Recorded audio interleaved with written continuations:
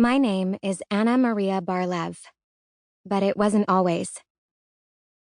What is interesting about names is that when you change them, the person changes too. When I lived in Warsaw, Poland as Anna Krawitz, I was one girl. And when I was hidden in the Polish countryside as Maria Novak, I was a different one. The woman I grew to be was different too.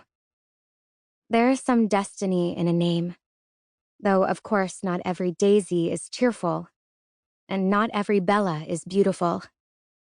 Still, a name is a powerful thing. I was born Anna Krawitz on September 19, 1927, the 19th day of the 9th month of the year 1927. In Jewish mysticism, the number 9 means emet, or truth, which lasts forever. No matter how you multiply 9, if you add each digit of the product, the sum is always 9. It is a constant. In my life, I have changed in many different ways, but at my core, I am still the same soul. My mother died 3 days after I was born. She fell ill suddenly, according to my sister Lina, who never liked to tell that story, but always understood my need to hear it. She had severely swollen ankles, complaints of headache, sharp pains around the middle. Toxemia, the midwife hissed, and sent Lina for the doctor. Then a harrowing delivery with too much blood. How much blood? I would ask, because I was always fascinated with the human body, and because I had never known my mother other than from a photograph. My older sister Lina would wince and tell me not to ask such awful questions. So I've never been able to understand what exactly went wrong during the delivery. A placental abruption? Retained placental fragments? An obstetrician by profession, I am haunted by this question. It is like a ghost, rearing its shadowy head in the delivery room whenever a birth I am in charge of takes a turn for the worse. My earliest memory is sitting on the bed I shared with my sister, and dressing and undressing my doll, Sarah.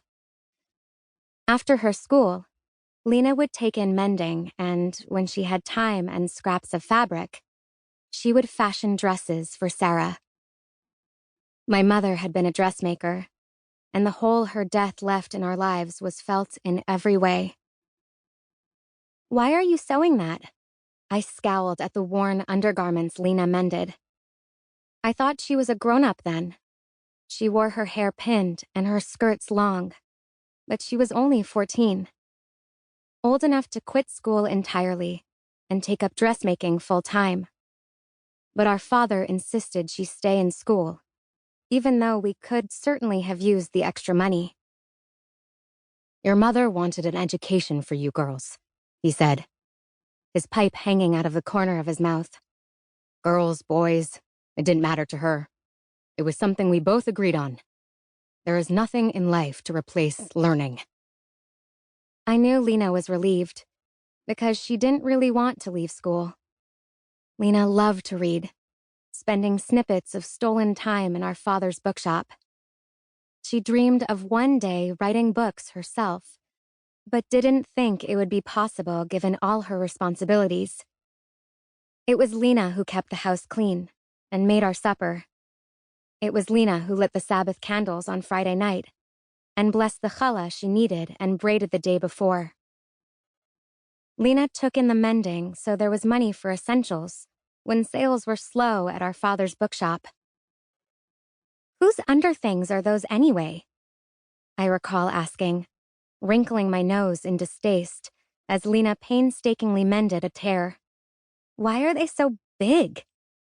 I stared at the oversized, elaborate garment and burst out laughing.